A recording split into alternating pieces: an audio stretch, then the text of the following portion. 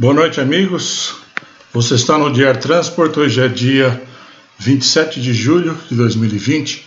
Eu sou José Pedro e vou apresentar a vocês o giro da aviação de hoje. Era para ter sido de ontem, mas é que na hora de gravar o computador resolveu atualizar o Windows. Aí eu fiquei no mato sem cachorro. Vamos lá?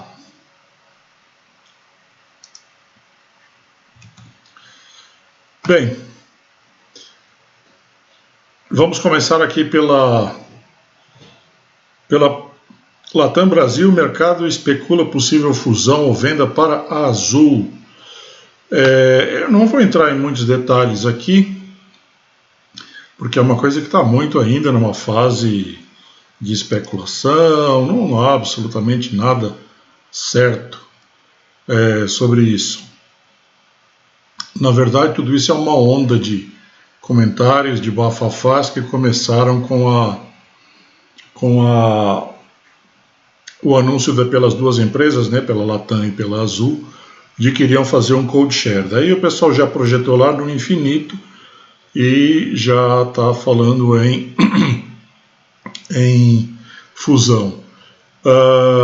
Eu só vou dizer o seguinte: o Bradesco, né, a corretora do Bradesco, avaliou a situação e disse o seguinte: não é provável uma fusão, mas sim, se tiver que acontecer alguma coisa, a Azul comprando a Latam Brasil, tá? Que é uma empresa que tem aí apresentado resultados talvez um pouco abaixo daquilo que o grupo esperava. Eu vou fazer o seguinte: como, por mais que eu me esforce, não vou fazer uma análise tão boa como a dos analistas do Bradesco, eu vou deixar no link, melhor dizendo, nos comentários, vou deixar o link. Quem quiser depois clica no link e lê a análise, tá? Eles explicam direitinho sobre o endividamento de cada empresa, sobre a reestruturação da Azul, que conseguiu reduzir bem a relação entre dívida e EBITDA. Fala sobre a alavancagem das duas empresas, como uma possível junção poderia reduzir uma suposta alavancagem excessiva. Tem uns comentários legais, tá? Que eu acho melhor vocês lerem, porque a minha análise não vai ser tão certeira quanto de quem realmente manja disso, tá? Inspeção de emergência: motores de 2.000 Boeing 737 são afetados, os MAX estão isentos. Segundo reportes, essa belezura que você está vendo aí, CFM 56-7B e o CFM 56-3, os motores do 737, 300, 400, 500 até o 900, foi detectado um problema de travamento na check valve pneumática, aquela que fica entre o quinto e o nono estágio e impede que o ar do nono estágio entre no quinto quando a válvula abre, quando a bleed do nono estágio abre. A bleed do nono abre quando você tem baixa pressão pneumática no quinto estágio, ou seja, quando o motor está em regime reduzido de potência. Nesse caso, a pressão do quinto estágio não seria suficiente para você manter o sistema de ar-condicionado e pressurização funcionando, então abre a bleed do nono estágio. Para evitar que o ar do nono estágio entre no quinto e cause um stall de compressor, você tem uma certa check valve, uma válvula que só permite que o fluxo passe num sentido. Acontece que essa válvula andou travando nos motores que ficaram parados muito tempo por conta da pandemia, mesmo os motores estando em preservação, e houve alguns reportes aí de stall de compressor quando você reduz a potência no topo da descida. Como o FAA provavelmente achou que isso havia um risco, né, disso acontecer nos dois motores, o FAA soltou aí uma AD de emergência, afetando uma grande quantidade de aeronaves. E antes que você esteja pensando, pronto, mais um problema no MAX. Não. Esse é dos NGs e dos clássicos, ok? Combustível mais barato. O Ministério de Infraestrutura quer reduzir impostos. Seria uma retirada das alíquotas de PIS e COFINS dos combustíveis aeronáuticos, tá? Isso daria uma redução aí de, não é muita coisa, 2 ou 3%, pelo que eu andei vendo, mas é uma ajuda, né? Se você aplicar 2 ou 3% em cima aí não é mais, é isso mesmo, uns 3%. Se você aplicar isso em cima de um custo, que é quase metade daquilo que uma empresa aérea tem de custos hoje em dia, pode ser a diferença entre fechar um balanço no positivo ou no negativo, concorda? Aí só tem um probleminha. O Ministério da Infraestrutura quer a remoção dessas duas alíquotas e o Ministério da Economia não quer. Eu acho que nessa queda de braço o Ministério da Infraestrutura tende a ser mais fraco. Mas não deixa de ser alvissareiro saber que isso pode acontecer. Perda de empregos. A aviação aproxima-se de 500 mil de desempregados. Na verdade, aí, segundo o portal Bloomberg, né, que foi onde eu li isso, são cerca de 400 mil pessoas que ou foram desligadas ou estão em programas de redução de pagamentos, ou estão em casa sem receber, tiveram algum tipo de impacto. E isso, infelizmente, pode se estender muito, porque, infelizmente, só nos Estados Unidos, ainda segundo a matéria, as grandes empresas, apenas as grandes, se explorarem ao máximo o seu potencial de desligamentos, pode ter 100 mil desligamentos, só em 3 ou 4 grandes empresas norte-americanas, tá? E esse dominó é enorme, ele se expande, ele se estende, melhor dizendo, pelos agentes de viagem, pelos hotéis, enfim, por toda a prestação de serviços associada às viagens, ao turismo e à hotelaria. Fala-se em até 25 milhões de perda, tá? Eu acho que aí talvez muito drástico, acho que esse seria um pior cenário possível. Mas, não é? É melhor esperar pelo pior e depois acontecer algo não tão ruim do que ficar com otimismo e depois te cair um tijolo na cabeça. Pressão militar. Estados Unidos posicionam aviões próximos à China. Isso tem acontecido de uns tempos para cá. Eu acho que vocês já perceberam que a pressão militar e diplomática em cima da China está gigantesca, né? Acho que a iminência da China se tornar a maior potência econômica é uma coisa de talvez mais uns poucos anos. Há quem diga que ela já é. Eu particularmente acho que já é.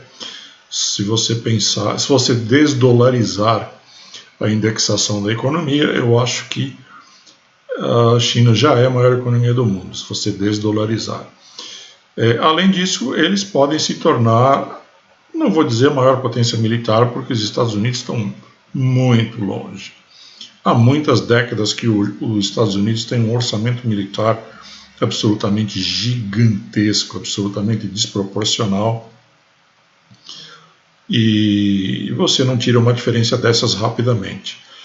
Mas, de qualquer maneira, o peso militar da China é gigantesco.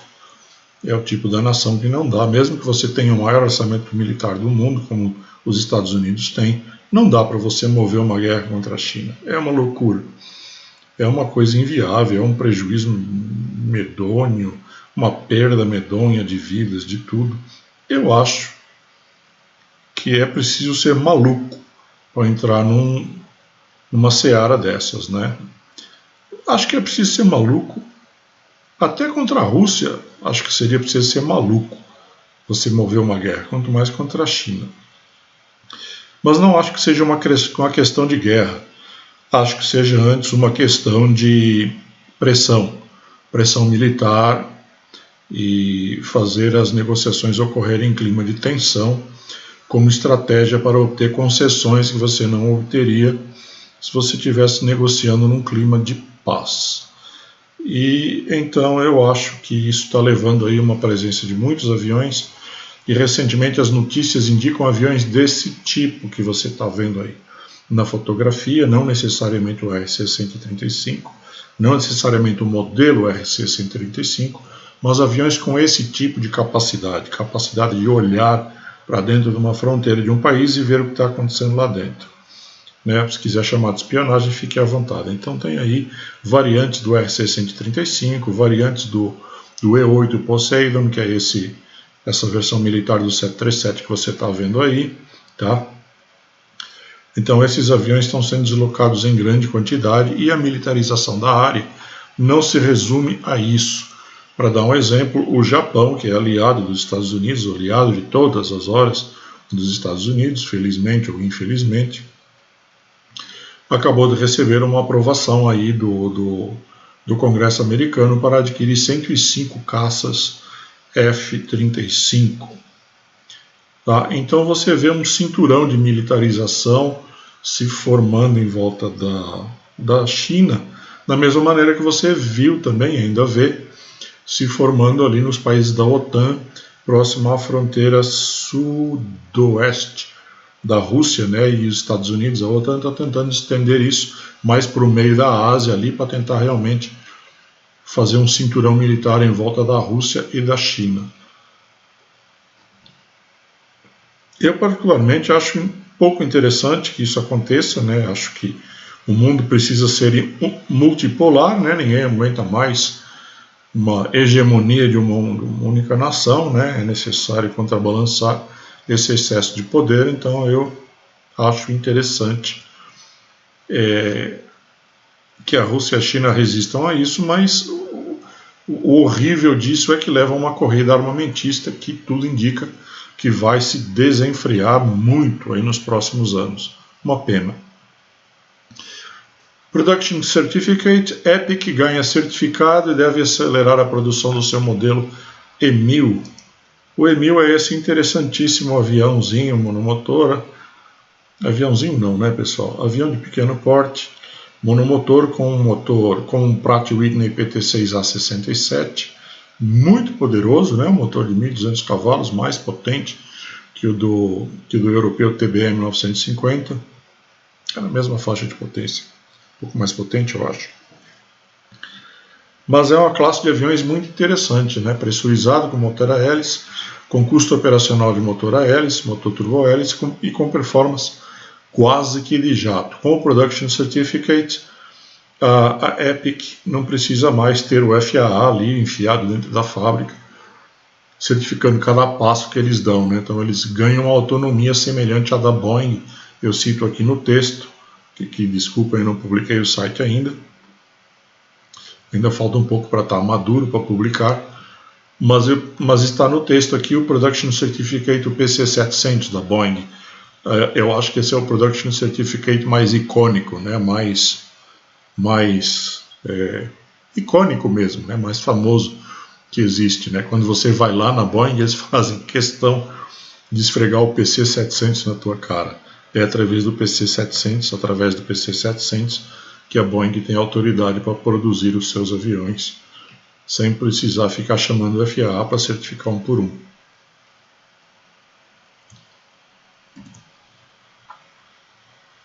Embarcar poderá ser mais difícil. O projeto de lei exigirá negativa de Covid para embarcar. Esse é um projeto de lei que está tramitando aí. Eu acho que não passa, tá? Eu acredito que não passa no Congresso, para exigir que as pessoas apresentem apresentem uma negativa aí de Covid-19, tá? É o projeto de lei 3.898/20. A negativa teria que ser feita 72 horas antes de embarque. Eu acredito que não rola, tá, pessoal? Eu acredito que não vai rolar isso aí, não. Dia triste, né? Isso foi no dia 23, na sexta-feira passada. Qantas dá adeus ao seu último 747. Muito triste mesmo, né, pessoal? E principalmente se você pensar que o 747 está na Qantas desde 1971, 49 anos, praticamente meio século operando essa garça que você está vendo aí na sua frente. A primeira vez que eu vi o 747, eu era uma criancinha bem pequena, já gostava de avião. E eu era muito fissurado pelo 707. E muito cá entre nós, né, pessoal? O 707, pelo amor de Deus, o avião, ele não é bonito, ele é lindo, né? Então, quando eu vi o 747 com aquela corcunda ali, com a Korkov, eu achei aquilo, não vou dizer feio, eu achei tão estranho, mas gostei. Eu gostava, mas não achava bonito, achava legal, mas não bonito. Mas hoje eu acho o 747 lindo, baita de uma garça. Não tanto quanto o 07, né? O 07 realmente é um espetáculo. Mas o 747 é muito bonito, principalmente o 8. Eu acho o 8 muito, como ele é mais comprido, ele ficou realmente muito bonito. Mas o avião fez lá a decolagem lá de Sydney, foi para Los Angeles. Pode chorar bastante, porque lá para Los Angeles ele vai para aqueles cemitérios de avião. Eu não cheguei a ler se ele vai para Storage ou para Partout, deve ser Partout. Acho que vai para a Serra, vai para o Serrote. E infelizmente, né, é uma coisa difícil, né? A gente olha para esse ícone, né? Existem coisas que são icônicas, né, pessoal? O 747 é uma das coisas mais icônicas da aviação, talvez a mais icônica dos últimos 30 ou 40 anos. Né? Você pensar que daqui a uns poucos anos não vai ter mais nenhum, dá uma tristeza bem profunda, né? E o interessante, eu pensei que eu tinha posto a imagem aqui, mas o abestado que vos fala não pôs a imagem. Esse 747, eles fizeram ele dar um voozinho bastante bonito, fazer um desenho bastante bonito. Já que eu fiz o favor de não colocar a imagem aqui, eu vou ver se eu acho ela aqui. Para quem não sabe, aqueles de vocês que não viram. Onde é que eu vi aquilo, hein?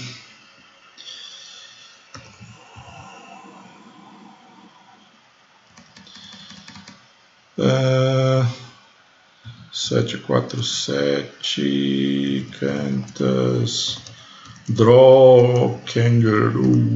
Deixa eu ver se eu acho aqui logo de primeira.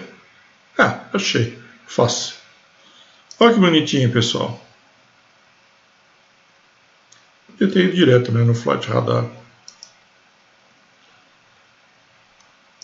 Olha que bonitinho. Ele fez esse desenho aqui, ó.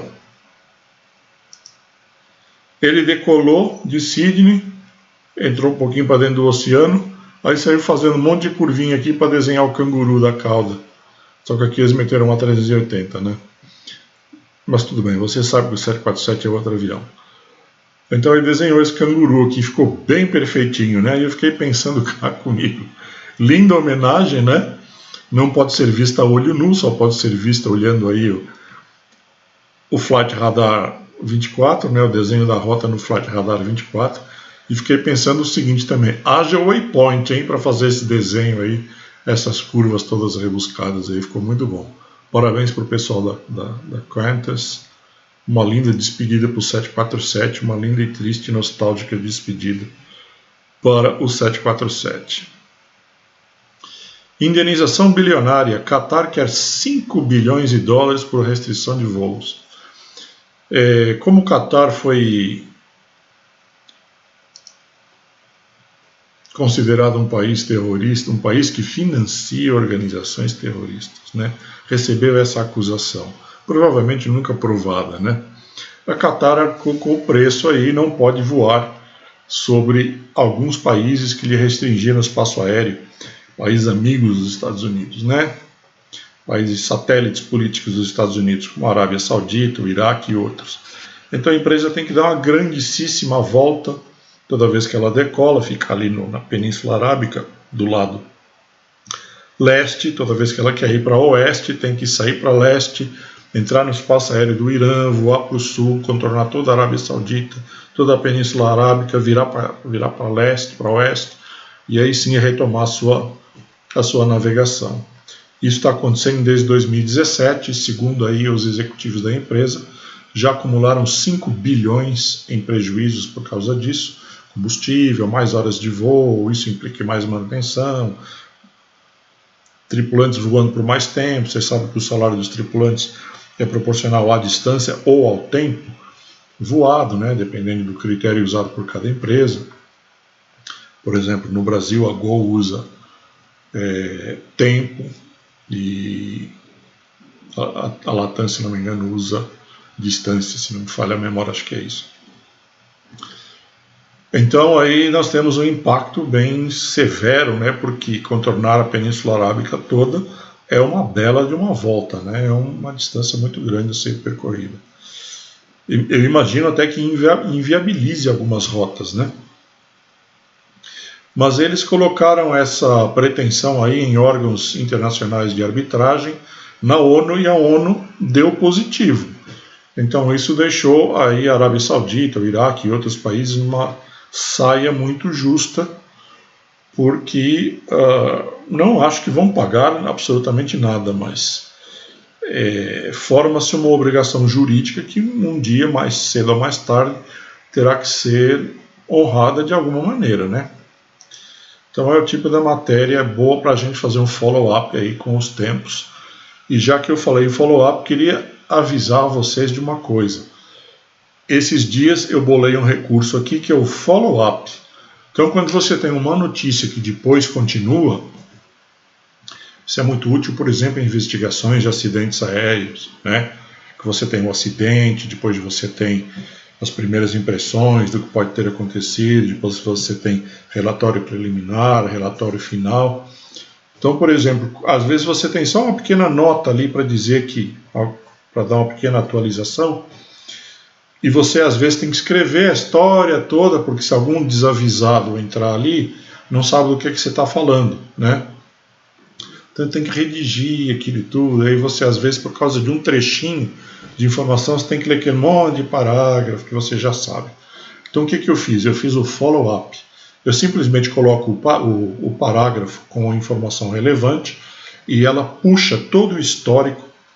Então se você tem 4, 5, 6, 7 reportagens da mesma, entre aspas, digamos, investigação de acidente aéreo, você vai ter todo o histórico ali, você não vai ter que ficar fazendo search nas páginas do site. Eu sei que o site não está lançado ainda, mas quando ele estiver lançado vai vir com esse recurso interessantíssimo que é o follow-up, tá? Então você vai ter um lembrete aí, às vezes uma história de anos, né? Às vezes uma história de anos você teria que pesquisar pra caramba para você rememorar o que aconteceu, vai estar ali em uma única manchete, em um único título. E no mundo, eu acho que ninguém tem isso. Nunca vi isso em nenhum tipo de portal, mesmo de grandes portais, nunca vi, tá? Então uma exclusividade para vocês, daqui a pouco vai estar no ar e eu espero que vocês gostem. Bem, vamos lá, Emirates, vamos continuar aqui. A empresa vai tratar passageiros com Covid. Interessantíssimo. Se você ficar doente de Covid, eles vão te pagar até 15 dias de quarentena a $100 por dia. E se você tiver que ser hospitalizado, eles te cobrem um seguro de até $150 mil de até um custo médico hospitalar de $150 mil.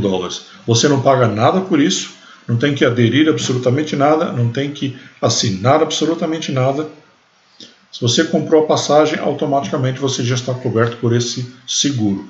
Eu achei interessantíssimo, mas eu também percebi que não é por bondade da Emirates. Eles estão sujeitos a algum regulamento, não me lembro agora qual é, não sei se é dos Emirados, que coloca essa condição. E isso tem um prazo de validade até 31 de outubro. Se você viajar até 31 de outubro, até essa data de embarque, você ainda tem mais 30 dias de cobertura. Então, já sabe, viajou de Emirates, pode ficar doente à vontade. Não pode não. Nada de ficar doente, se cuidem aí. Alitalia, empresa não volta ao Brasil antes de outubro. É mais um adiamento, inicialmente era setembro. E agora eles estão com medinho de vir para cá, a gente já entende por quê, né? Deixa eu maximizar a tela aqui que fica mais legal. A gente entende por que eles estão com medinho de vir para cá, eu também ficaria. E estão jogando aí para outubro, quando chegar em setembro eles vão jogar para novembro, quando chegar em outubro eles vão jogar para dezembro. E infelizmente eu acho que assim será até que a gente tome vergonha na cara e consiga controlar a Covid-19 aqui dentro. Avião bombeiro, a aviação naval russa receberá 3 novos jatos anfíbios. Trata-se dessa garça aí para apagar incêndio, tá, pessoal? Eu acho que não tem avião operacional anfíbio a jato hoje além desse. Tem, pessoal? Alguém lembra de algum? Os Estados Unidos já fizeram, mas acho que não tem nenhum operacional hoje. É um avião aí da faixa de 40 mil quilos de peso, leva uma carga de água de até 12 toneladas, então é um grande bombeiro, um ótimo bombeiro, né? Uma ajuda valiosa aí para vários tipos de operação e também para transporte, né? Tem capacidade para transportar 72 pessoas.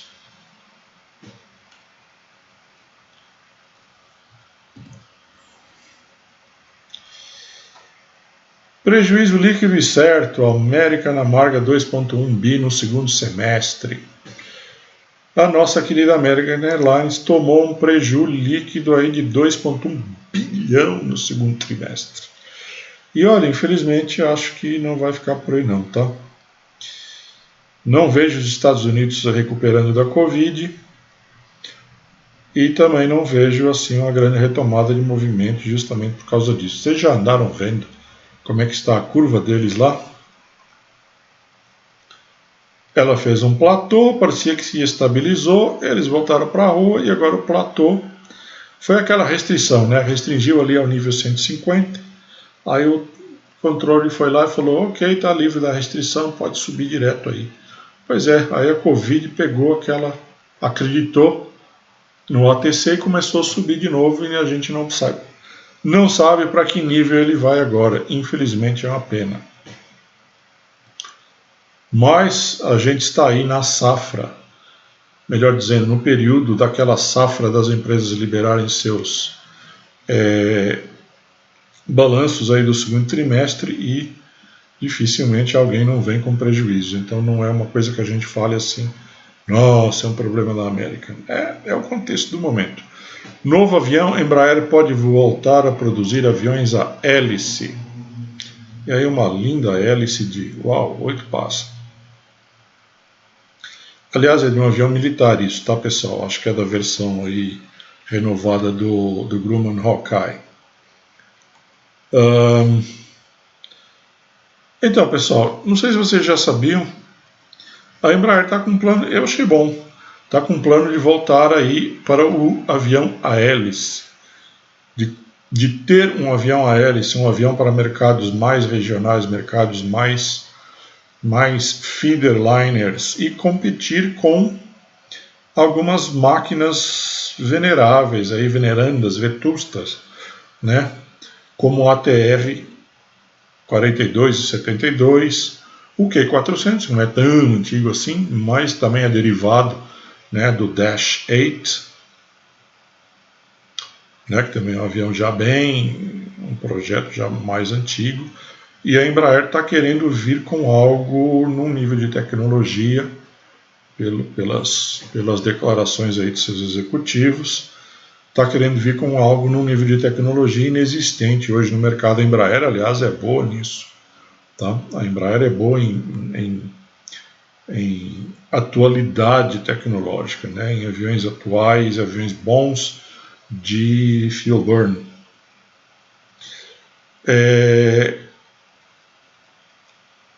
E a Embraer tem feito contatos aí com fabricantes de motores, porque a Embraer não quer as gerações de motores que exigem hoje. Ela quer algo melhor. Então isso impede que o projeto venha dentro daquela outra característica da Embraer que tem sido projetar aviões rapidamente, né?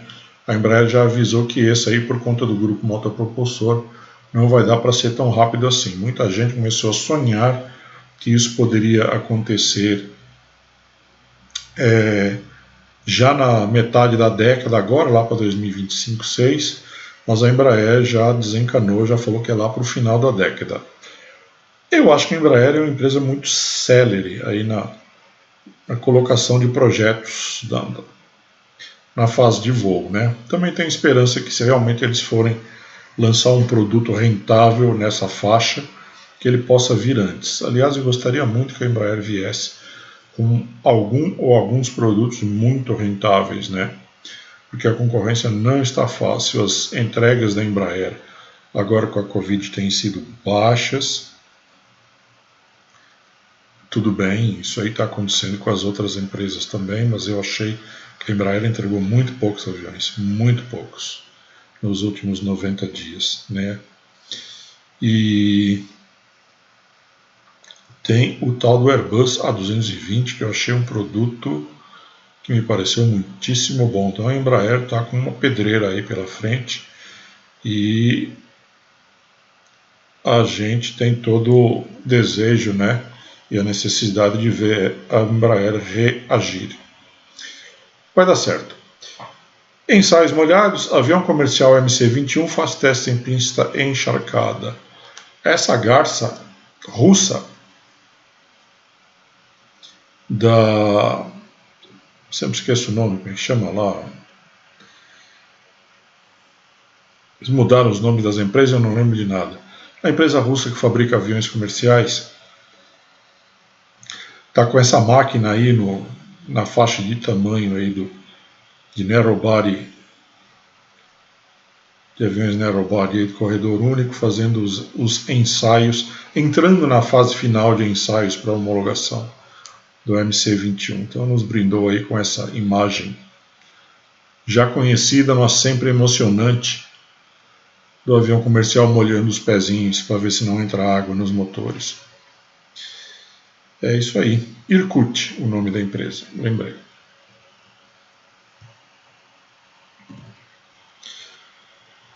Cargueiro da Etiópia pega fogo em Xangai. Ele vinha para o Brasil, tá mazarado, hein, pessoal? Ele vinha para o Brasil via África e sofreu aí uma perda total, né? Acho que não vale a pena recuperar isso, né? Acho que a perda foi muito grande, além desse buraco aqui, ficou com outro buracão imenso ali na frente. Provavelmente vai para PT. Não sei o que aconteceu com a carga. Deve ter vindo ou está para vir em outro voo. Use a máscara, senão não embarca, diz a United. Então a empresa está colocando um regulamento dela, da empresa, dependendo de lei, de estado, de qual estado que obriga, qual estado que não obriga. Se você quiser embarcar no avião da United, você vai ter que estar com máscara. Se você não tiver com máscara, eles avisaram que eles vão educadamente pedir para você se retirar. Então já sabe, né? Se for voar de United aí a partir de agosto, não minto, a partir dessa semana já está em vigor. Use máscara ou você não vai viajar. Pressão pela reabertura. 4 gigantes querem retomada do corredor Estados Unidos-Europa. Executivos da American, da United, da Lufthansa e do grupo IAG, que reúne a Iberia e a British Airways, entre outras empresas britânicas e espanholas, mandaram aí cartinhas para o vice-presidente dos Estados Unidos, Mark Pence, e para o secretário do Interior da União Europeia, falando: ei, vamos se entender aí, vamos colocar aí um regulamento igual de parte a parte, né? Aquilo que se diz do lado de lá do Atlântico é o mesmo que se diz do lado de cá, para que a gente possa voltar a operar. Pelo amor de Deus, ninguém está aguentando esse prejuízo. Não foi divulgado nada depois disso, se houve uma resposta, ou pelo menos uma expectativa de resposta positiva, ao menos que eu saiba. Se você souber de alguma coisa, manda aí nos comentários, porque afinal de contas você faz parte da comunidade. Nuvem de gafanhotos, a aviação uruguaia pretende atacar insetos no solo. Os nossos amigos uruguaios aí da ANEPA, Associação Nacional das Empresas Privadas Aeroagrícolas, lá do Uruguai, país o qual eu simpatizo demais, Já tive lá uma única vez, gostei muito. Eles deram uma informação bastante interessante. Espera os gafanhotinhos estarem pousados, que eles têm sua hora para voar, né, para fazer lá sua migração, e tem suas horinhas para pousar, para descansar, para comer, né, para dar aquela namoradinha básica. É nessas horas que você pega eles, estão no solo e carca o veneno nos meninos, tadinho dos meninos. Tem peninha deles, mas, né, não dá para deixar eles arruinarem com nossas plantaçãozinhas. Azul lidera transporte aéreo doméstico brasileiro. Pois é, pessoal, com a pandemia, a Azul disparou, né? Tudo bem que não é o mercado normal do transporte aéreo, mas os meninos aí estão com 40% da demanda de passageiros. E não só da demanda de passageiros, mas os RPKs também estão praticamente na mesma proporção. A Gol está grudadinha ali atrás e a Latam está mais para trás, lá com 24%. Isso é o número de passageiros, tá? Se você multiplicar isso pela distância voada, você obtém o RPK, Revenue Passenger Kilometers. Tá praticamente a mesma proporção, tá? Então, já sabe, né? Quanto tempo vai durar isso, não sabemos. Mas, por hora, a Azul está folgadamente na dianteira. Proteção antiaérea S-500 pode ser instalado em novo porta-aviões russo. Oxe, que novo porta-aviões russo? Resolveram construir um porta-aviões? Pois é, faz tempo que eles estão aí dizendo que estão construindo porta-aviões. E não é qualquer porta-aviões, né? É o tal do Storm, um porta-aviões comparável aos americanos, conceitualmente diferente, né? Os americanos usam para decolar, você só decola de um porta-aviões americano se você for lançado por uma catapulta. E os russos têm aviões muito potentes, né, com motores muito poderosos, né, os aviões da Sukhoi, podem decolar, né, não é que decolam, podem decolar com propulsão própria, utilizando a rampa que você vê aqui, inclusive no único porta-aviões russo operacional da atualidade, o Admiral Kuznetsov, o Almirante Kuznetsov. Esse é o único sistema, tá? Ele não tem catapulta, todas as decolagens são feitas na rampinha. O Kuznetsov é um navio com metade da tonelagem dessa maquete do Storm que você está vendo aí. O Storm vai ser um navio de 90 mil toneladas, praticamente a mesma tonelagem dos mega porta-aviões norte-americanos, que é algo próximo de 100. Então é um navio do mesmo porte dos porta-aviões americanos. Isso não equipara a marinha russa com a marinha americana, né, porque os Estados Unidos têm 11. Mas de qualquer maneira, o nível tecnológico parece muito bom dessa nave. Eu acho que talvez até mais moderna, porque veio depois, né? E a Rússia tem as tecnologias militares em algumas áreas muito modernas. Mas isso não quer dizer que todas as decolagens são na rampinha. Aqui na pista diagonal, aqui, ó, ele vai ter também catapulta. E isso é uma vantagem muito grande, porque na verdade os aviões podem decolar na rampinha, podem fazer o ramp takeoff, mas isso dá uma restrição de peso, enquanto que na catapulta você pode decolar no peso máximo. Você pode colocar o avião no MTOW e mandar bala, porque ele vai cumprir o seu papel, não vai cair dentro d'água. Não vai dar um mergulhinho depois da decolagem, mesmo que ele esteja no MTOW. Eu não li nada sobre a Rússia ter planos de fazer um outro navio depois desse, né? Acho que o custo disso é astronômico, né? Mas eu também não acharia difícil que eles quisessem ter pelo menos uns 2 ou 3, né? Acho que 2 seria o ideal, né? 3 acho que já começa a ser dinheiro demais, até porque eles têm aí a parceria estratégica com a China, e a China também está construindo porta-aviões, né? E nessa parceria, se eles se defenderem mutuamente, acho que não tem que... Julgo eu, né? Que o pensamento deles seja que não precisa gastar tanto dinheiro assim com tanto porta-aviões assim, né? Bem, mas a notícia não é sobre isso. A notícia é que esse navio pode receber o S-500. E o S-500 é um sistema antiaéreo que eu não gostaria de ser piloto de caça se tivesse que confrontá-lo. Existem táticas e técnicas da aviação para você derrotar sistemas de defesa antiaérea, né, para você suprimir defesas antiaéreas. Mas é claro que isso é sempre um perigo muito grande, né? Você pode suprimir a defesa antiaérea ou a defesa antiaérea pode te suprimir. E no caso, o S-500 é um sistema muito capaz. Ele não é aquele conceito do SAM Site, sabe? Que fica lá um lançador de foguetes com um radar, né? Ele não é isso. Ele, na verdade, é uma rede de radares. E mesmo que você atinja alguns radares, os outros da rede, você não vai conseguir atingir todos.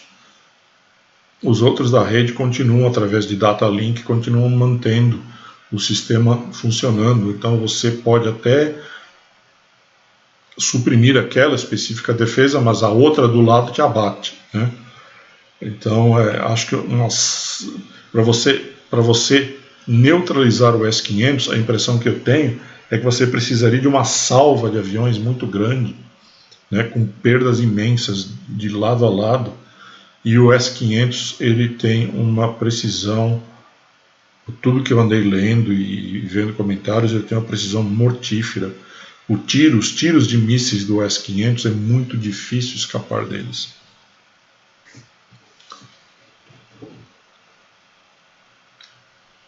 O piloto de avião tende a achar que o míssil anti-radar que ele dispara vai destruir o radar do S-500 ou do sistema. Acontece que o S-500 ele é capaz de destruir os mísseis que vêm contra ele, por isso é que a eficiência dele parece muito alta. Tudo bem, todo o sistema antimíssil promete isso, né? Ele não está ali só para abater aviões, ele está ali para abater mísseis também. O problema é que abater mísseis é muito difícil. Mas o S-500 parece ser uma mudança de paradigma nessa realidade. Ele parece ser um sistema que abate com relativa facilidade, mesmo mísseis muito velozes e imanobráveis. Pelo menos essa é a reputação que ele tem hoje, tá, pessoal? O quanto isso foi provado em combate, para a gente saber se acontece ou não, eu não sei, não sou especialista militar, essa é a minha visão de leigo. Mas, como eu tenho dito, a gente está aqui para construir justamente uma visão aprimorada e, com o passar do tempo, à medida que a gente vai lendo cada vez mais, e a gente vai fazendo isso em conjunto, eu com vocês, a gente vai acabar tendo uma visão muito perfeita sobre isso. Avião elétrico, empresa mostra novo conceito de avião regional.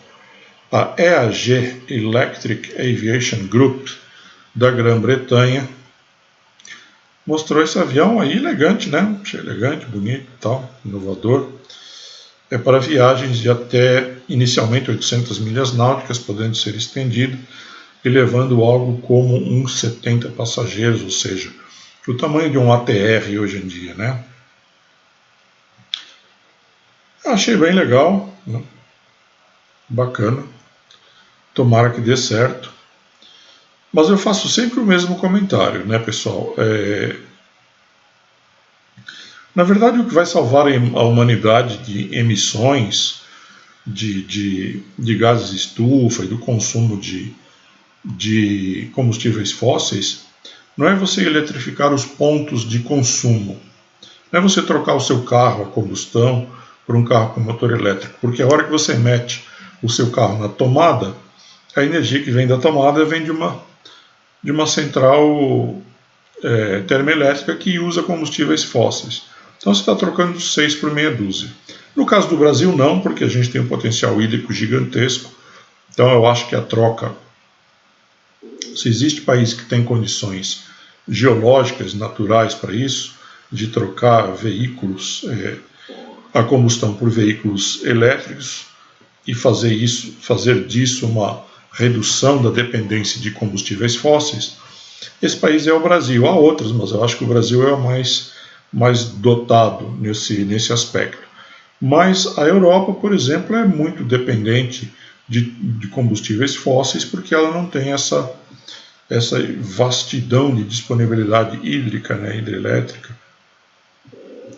Então, quer dizer, você trocar o avião a combustão pelo avião elétrico, não vou dizer que não seja uma boa, tá? Mas você está tirando o ponto de consumo daquele lugar para um outro lugar mais longe, onde tem uma usina que a demanda de energia dessa usina vai aumentar.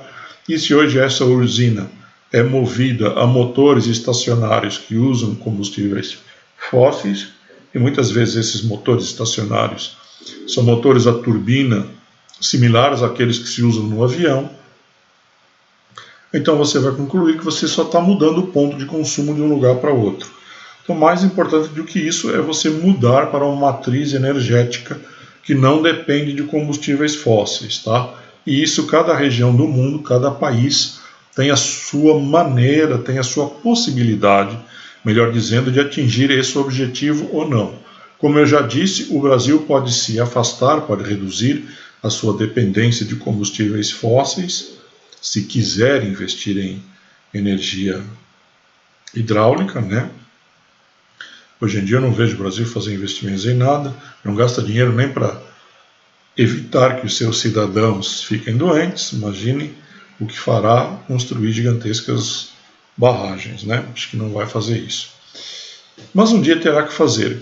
Mas na Europa e outros lugares, a matriz vai ter que ser, não sei, eu acho que vão ter que esperar aí do jeito que está o aumento de consumo, pandemias à parte, do jeito que está a linha de aumento da demanda, acho que quando essa linha de aumento da demanda se recuperar, vão ter que realmente investir pesadamente em alguma coisa que nos leve ao futuro. E eu sou muito esperançoso na geração de energia baseado em fusão nuclear, tá? Que é uma pesquisa que já vem sendo feita há muito tempo,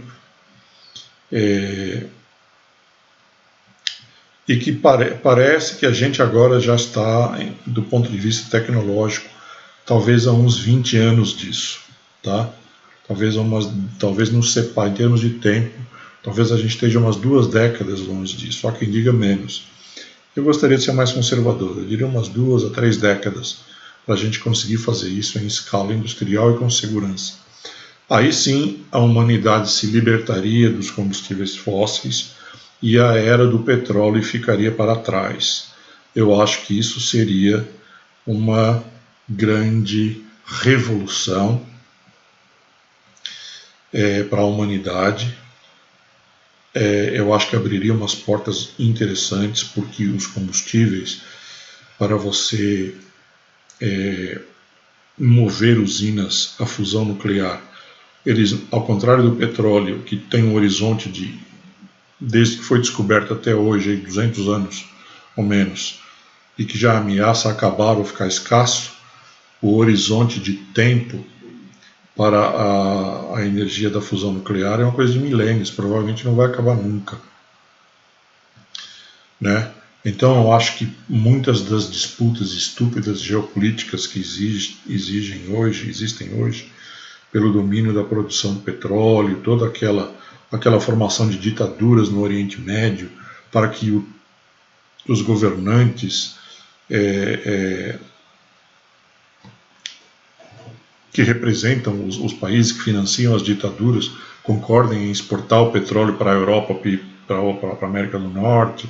Então, quer dizer, toda essa necessidade de controlar um bem estratégico e escasso vai desaparecer, porque vai ser um bem estratégico, mas não é escasso.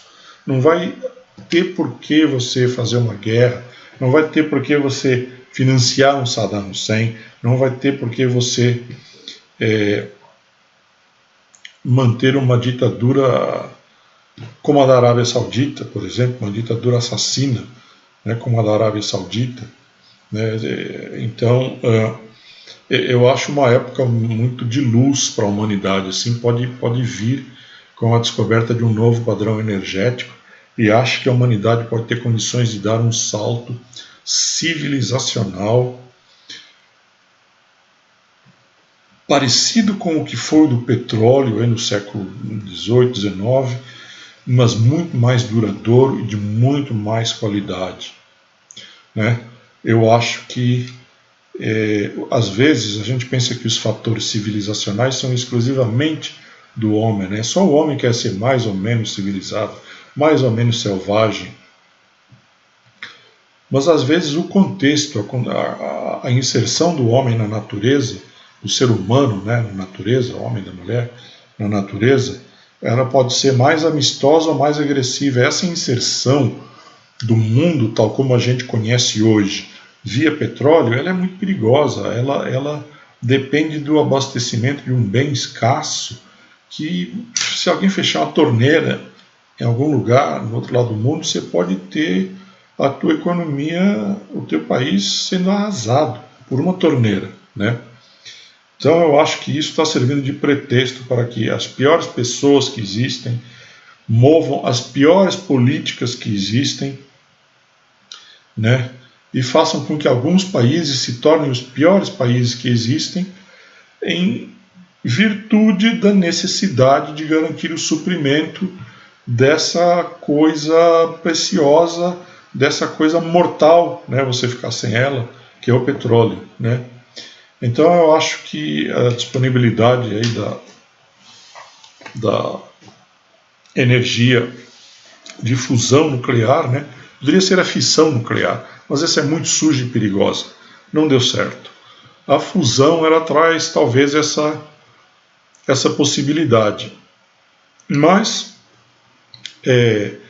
divagações à parte, voltando aqui para a notícia, é isso aí, o avião tem capacidade para 800 milhas náuticas, é um avião de curtíssimo alcance, portanto, né, para começar a voar, né, seria um avião para começar a voar, mas se um dia a gente tiver uma matriz energética melhor do que a gente tem hoje, realmente esse tipo de avião pode ser o futuro. Hoje eu acho que isso ainda não está à vista. Programa High-Tech, Boeing vai testar novas tecnologias em avião da Etihad. Aí está o avião, um 787-10. A Boeing tem há mais de uma década que ela está usando essa metodologia aí de parceria com alguma empresa aérea que vai receber um avião da Boeing. Antes dele ser entregue, a Boeing equipa e instrumenta esse avião para desenvolver algumas novidades tecnológicas. A novidade da vez, a que eu achei mais relevante, é de redução de ruído aerodinâmico. Então o avião vai ser todinho instrumentado aí com microfones, com instrumentação, com uma série de equipamentos que vão medir o ruído aerodinâmico do avião, especialmente o ruído aerodinâmico dos trens de pouso. Sabe quando o avião vai pousar e você ouve o trem de pouso abrir, você ouve aquela barulheira de vento de ar se chocando contra as rodas, contra os struts, contra as comportas? A Boeing está com umas carenagens aí que prometem reduzir muito esse ruído, tá? Então nessa rodada de negociações, essa é uma das metas, e eles já estão com outras rodadas de outras rodadas de experimentações mais para frente aí para outras tecnologias aí, tá? Esse é um daqueles assuntos bons para a gente colocar naquela ferramenta do follow-up aí que eu estou falando, que eu expliquei para vocês agora há pouco, tá? À medida que novas gerações desse Echo Demonstrator, que é como a Boeing chama o programa, à medida que novas gerações forem sendo lançadas, você vai poder ver todo o histórico, né, em um artigo só. Bem legal, né? Entregas da Embraer, eu estava falando agora há pouco, a empresa fez 17 deliveries apenas no segundo trimestre. Que pena. Tudo bem, a gente entende que existe um motivo por trás disso, mas eu também acho que a Embraer precisa de alguma iniciativa agressiva. E eu acho que se eu fosse dirigente da Embraer, acho que eu partia para alguma coisa aí com como é que chama? Aquela chinesa que vai produzir o C919, Comac. Eu acho que eu partia para algum tipo de parceria com eles, viu? Isso foi muito especulado quando falhou aí a junção com a Boeing. Mas eu acho que, não sei, eu procuraria alguma coisa desse tipo. Mas hoje o Brasil desenvolveu aí uma linha ideológica meio estranha que parece que sei, né, tem uma ideia meio de jerico aí de querer se indispor com a China, que ainda hoje eu li que é disparado o nosso maior parceiro comercial. No segundo trimestre de 2020 aumentou ainda mais, apesar da postura agressiva dos ministérios aí, do Ministério das Relações Exteriores, o Ernesto Araújo, que só fala besteira contra a China, o antigo ministro da Educação, o tal do Weintraub, já foi tarde, né? Também só falava besteira, ficava imitando Cebolinha. Enfim, esse é o nível de ministro que nos coube pela frente. E o interessante é que, apesar disso, a China aumentou a sua presença na nossa balança aí de pagamentos, tá? Eles foram para, não sei se me lembro o número, mas é algo em torno de 30%. Então veja bem, a gente exporta um terço das exportações do Brasil para um único país. Não me parece uma coisa muito inteligente do senhor Ernesto Araújo, do senhor Jair Bolsonaro e de outros ministros ficarem aí desprezando uma possibilidade comercial desse porte. Aeroporto de Congonhas, pista principal passa por reforma. Ixi, o link ficou coberto aqui para baixo. Eu não consegui entrar assim mesmo. A pista principal passa por reformas. No mês agora de agosto, se eu não me engano, vai ficar um mês aí sem pista, sem a pista principal. Então todas as operações terão que ser pela pista auxiliar e não haverá voos comerciais com aviões a jato, porque pelo regulamento em vigor aí, esses aviões para usarem a pista auxiliar, pelo que eu estou sabendo, não sei se eu estou certo quanto a isso, somente se tiverem em operações não comerciais, sem passageiros, tá? Então a intenção é que a obra esteja pronta em setembro. Aliás, o fato de estarmos na pandemia foi utilizado como incentivo para fazer a obra agora, antes que o movimento retorne, e aí sim o tráfego aéreo sim sofra um impacto mais significativo.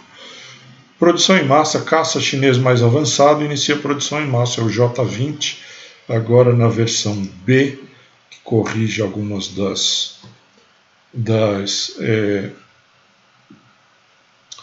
como é que eu vou dizer, algumas das limitações da versão inicial.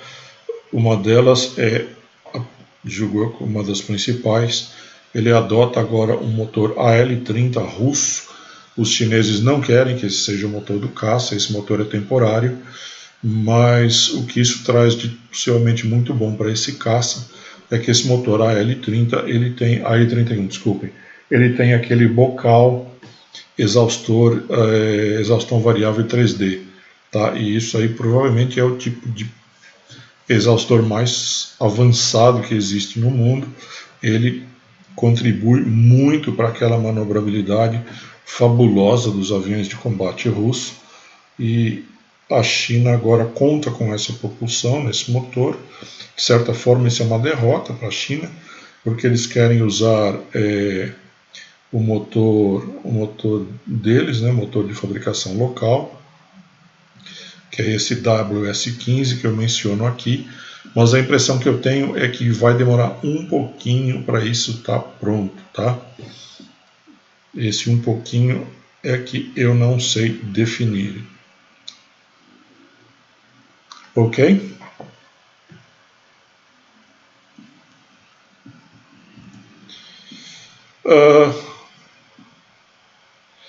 Melhorias para o Sidewinder, o famoso míssil pode receber grande auxílio do Pod Legion. Bem, isso aqui a gente já tinha visto, né? Então ficamos por aqui hoje, só para dar uma lembrada do Pod Legion. É essa criança aqui embaixo, conectado a esse míssil Sidewinder aqui, ele dá ao Sidewinder algumas capacidades que no F-15 não estão disponíveis. Acho que nesses F-15 mais novos aí, que estão começando a ser produzidos agora para a Arábia Saudita, se não me engano, o F-15EX, e que os Estados Unidos também estão iniciando uma encomenda para a sua própria Força Aérea, vai estar disponível.